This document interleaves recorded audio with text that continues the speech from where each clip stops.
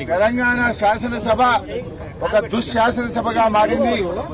ముఖ్యంగా ఈ శాసనసభలో ఒక జరుగుతున్న తీరు, కాంగ్రెస్ పార్టీ నడుపుతున్న తీరు సభ్య సమాజం తలదించుకునే విధంగా ఉంది. ఇందిరమ్మ రాజ్యం అంటే ఇందిరమ్మ రాజ్యంలో మహిళలకు దక్కే గౌరవం ఇదేనా అని నేను అడుగుతా ఉన్నా. నిన్న మా మహిళా శాసనసభ్యులను పట్టుకొని నోటితో ఉచ్చరించలేని భాషలో ముఖ్యమంత్రి ఉప ముఖ్యమంత్రి నిన్న మాట్లాడతారు. ఈ రోజు నిన్ననేమో మహిళా ఎమ్మెల్యేలను అవమానపరిచారు.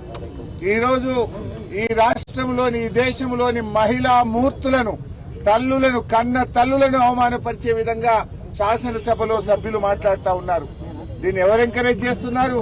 సభా నాయకుడే సభలో ఉండి ఆ రకంగా సభ్యుల చేత మా బీఆర్ఎస్ పార్టీని, మా సభ్యులను తిట్టించే ప్రయత్నం చేయడం అంటే ఇది ఏ రకంగా సమంజసమని అడుగుతా ఉన్నా.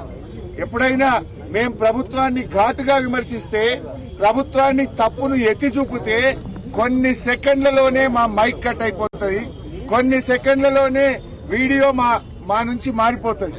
కానీ ఆ సభ్యుడు నోటికొచ్చినట్టుగా కన్న తల్లులను అవమానపరిచే విధంగా, శాసనసభ్యులను నోటికొచ్చినట్టు, అంటే అది మనుషులు మాట్లాడే భాష కాదు, పశువులు మాట్లాడే విధంగా, ఒక స్ట్రీట్ రౌడీ మాట్లాడే విధంగా, ఒక రౌడీ షీటర్లు బయట మాట్లాడేటువంటి భాష ఒక శాసనసభలో ఒక సభ్యుడు మాట్లాడడం తగునా? దీన్ని ఎందుకు స్పీకర్ గారు మైక్ కట్ చేయరు? దీన్ని సభా నాయకుడు ఏ రకంగా ఎంకరేజ్ చేస్తారు? నిన్న ముఖ్యమంత్రి గారు అన్నారు, మేము అవసరమైతే శాసనసభ్యులను సభ నుండి ఎక్స్పెల్ చేస్తామన్నారు. ఇవాళ ఎక్స్పెల్ చేయకూడదు అయినను. ఈ రకంగా ఒక రౌడీ భాషను శాసనసభలో మాట్లాడుతుంటే, మాతృమూత్రులను అవమానిస్తా ఉంటే స్పీకర్ గారు మైక్ కట్ చేయరు, సభానాయకుడు ఖండించడు, పైగా ముసిముసిలు నవ్వుతా ఉంటాడు. నిజంగా మీకు మాతృమూర్తుల మీద గౌరవం ఉంటే, మహిళల మీద మీకు గౌరవం ఉంటే తక్షణమే ఆ శాసనసభ్యుడిని ఎక్స్పెల్ చేయాలని చెప్పి మేము బీఆర్ఎస్ పార్టీ తరఫున డిమాండ్ చేస్తా ఉన్నాం. ఇదేమి రాజ్యం నాకు అర్థం కాదు. నిన్న మహిళా ఎమ్మెల్యేలను అవమానపరుస్తారు, ఇలా మాతృమూర్తులను అవమానపరుస్తారు. అంటే అసలు ఎవరైనా మాతృత్వం విలువ తెలియని వాళ్ళు ఈ రకంగా మాట్లాడతారు తప్ప ఇది మంచి పద్ధతి కాదు. మేము కోరేది ఒక్కటే, ఇప్పటికైనా ఆ సభ్యుని మీద కఠినమైన చర్యలు తీసుకోవాలని, అతన్ని ఎక్స్పెల్ చేయాలని చెప్పి మేము ఈరోజు బీఆర్ఎస్ పార్టీ పక్షాన్ని డిమాండ్ చేస్తా ఉన్నాం. అంటే మొత్తంగా మహిళల్ని కించపరిచే విధంగా, మహిళల్ని అవమానపరిచే విధంగా ఈరోజు మాట్లాడారు. కొంతమంది కాంగ్రెస్ పార్టీ మహిళా ఎమ్మెల్యేలు నిన్నొచ్చి మా సబితక్క మీదనో కోవలక్ష్మి గారి మీద మాట్లాడారు. మరి ఈ రోజు మీ చెవులలో మీకు వినబడతలేవా? ఒక తల్లుల్ని పట్టుకొని, మహిళల్ని పట్టుకొని ఆ రకంగా మాట్లాడుతూ ఉంటే ఆ కాంగ్రెస్ పార్టీ మహిళా మంత్రులు, శాసనసభ్యులు ఎందుకు స్పందించరు అని నేను అడుగుతా ఉన్నా. ఇదా శాసనసభ నడిపించే తీరు? మన పిల్లలకు మనం ఇదేనా నేర్పేది? ఈ భాష చూసి మన పిల్లలు రేపు ఏమనుకుంటారు? తెలంగాణ శాసనసభ యొక్క పరువును, ప్రతిష్టను మంట కలిపారు. తెలంగాణ శాసనసభ గౌరవాన్ని తల దించుకునే విధంగా ఈ రోజు శాసనసభ నడుస్తా ఉంది. ఇది చాలా దుర్మార్గమైనటువంటి భాష, రౌడీ భాషను ఈ రోజు శాసనసభలో ఎంకరేజ్ చేస్తా ఉన్నారు.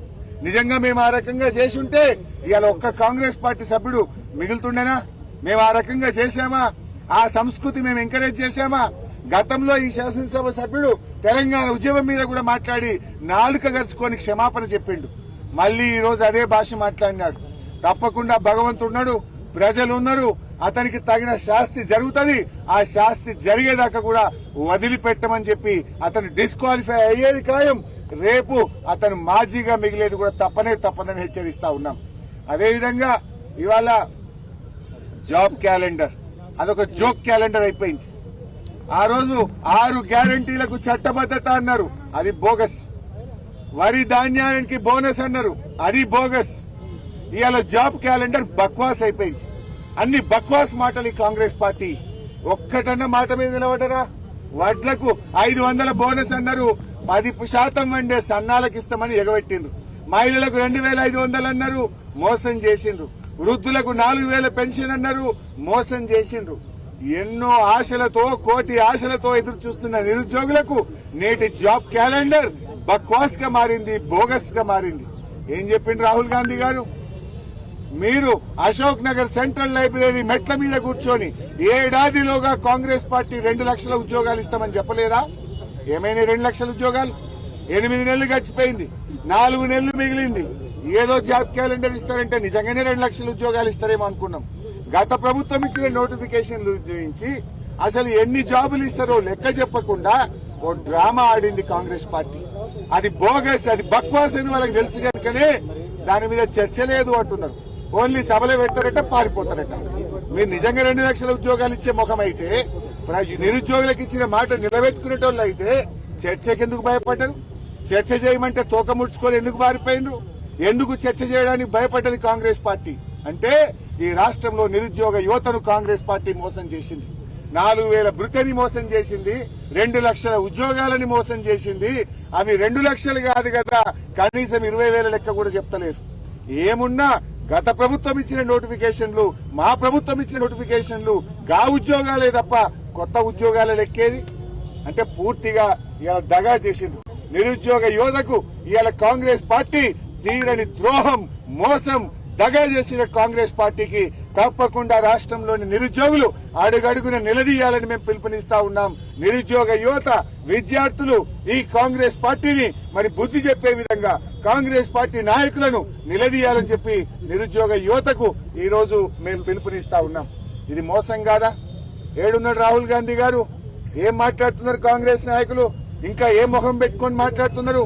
అదొక కౌరవుల సభలాగా మందబలం ఉన్నదని, అధికారం ఉన్నదని మార్షల్లను పెట్టుకొని, పోలీసులను పెట్టుకొని మా గొంతు నొక్కే ప్రయత్నం చేస్తున్నారు.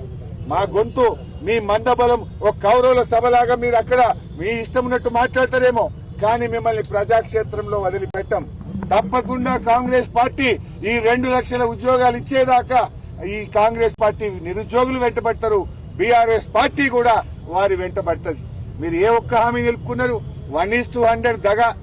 గ్రూప్ 2 ఉద్యోగాలు పెంచుతామన్నారు, మోసం. గ్రూప్ 3 ఉద్యోగాలు 3,000 చేస్తామన్నారు, దగా. అన్ని దగానే చేసిండ్రు. రిజర్వేషన్లలో మోసం చేసిండ్రు. మెగా డిఎస్సి 25,000 ఉద్యోగాలు అన్నారు, మోసం చేసిండ్రు. మోసాల పరంపర ఇవాళ కాంగ్రెస్ పార్టీకి వచ్చేస్తా ఉంది. ఇవాళ రేవంత్ రెడ్డి గారు అబద్దాలు ఆడి అధికారంలోకి వచ్చిండు, కానీ నిన్ను వదిలిపెట్టరు. నువ్వు రైతులకు మోసం చేసినావు, వృద్ధులకు మోసం చేసినావు, నిరుద్యోగులకు మోసం చేసినావు, ఉద్యోగులకు డిఏ పీఆర్సీ ఇస్తాని మోసం చేసినావు. నువ్వు మోసం చేయని వల్లి అడుగడుగున ఈ రాష్ట్రంలోని అన్ని వర్గాలను కాంగ్రెస్ పార్టీ మోసం చేసింది. ఈ కాంగ్రెస్ యొక్క ద్రోహాన్ని ఖచ్చితంగా బీఆర్ఎస్ పార్టీ ఎండగట్టది. అదేమన్నా శాసనసభనా? మా అక్క కోవలక్ష్మి గారు చెవులు మూసుకున్నది ఆ భాష విని. చెవులు మూసుకొని బాధపడ్డటువంటి పరిస్థితి. అంటే అసలు సంస్కారం ఉన్నటువంటి వాళ్ళు, విజ్ఞత కలిగినటువంటి వాళ్ళు ఆ భాష మాట్లాడతారా? కనీసం విన్న వాళ్ళైనా ఖండించాలనా? వి థ్యాంక్ అక్బరుద్దీన్ ఓవైసీ గారు. అక్బరుద్దీన్ ఓవైసీ గారు లేచి ఈ భాషను వెంటనే దాన్ని తొలగించాలని ఆయన ఈ రోజు కనీసం సభ యొక్క గౌరవాన్ని కాపాడడానికి అక్బరుద్దీన్ ఓవైసీ గారు గట్టిగా డిమాండ్ చేశారు. అంటే స్పీకర్ గారిని అడుగుతా ఉన్నా, మీరు వినట్లేదా స్పీకర్ గారు? మేము ఎప్పుడన్నా ప్రభుత్వాన్ని నిలదీస్తే మా మైక్ ఒక సెకండ్ లో కట్ చేస్తారు కదా, ఆయన మైక్ మాత్రం బూతులు మాట్లాడుతుంటే, మన నోటితో మాట్లాడలేని భాష మాట్లాడుతుంటే ఆయన మైక్ ఎందుకు కట్ కాదు? ఇంకా ఎంకరేజ్ చేస్తారా? ఆడవాళ్ల ఆత్మగౌరవాన్ని, మాతృమూర్తులు కన్న తల్లుల ఆత్మగౌరవాన్ని దెబ్బతీసే విధంగా ఆయన మాట్లాడుతుంటే మైక్ కట్ కాదా? హైదరాబాద్ బ్రాండ్ ఇమేజ్ దెబ్బతీసుడు కాదా? హైదరాబాద్ లో తిరగనియా అంటే అయ్యా జాగిరా, నువ్వెవడు హైదరాబాద్ లో తిరగనియా అని చెప్పడానికి? అంటే ఈ రకమైన భాష మాట్లాడితే రేపు హైదరాబాద్ బ్రాండ్ ఇమేజ్ దెబ్బతినదా? ఈ భాషతో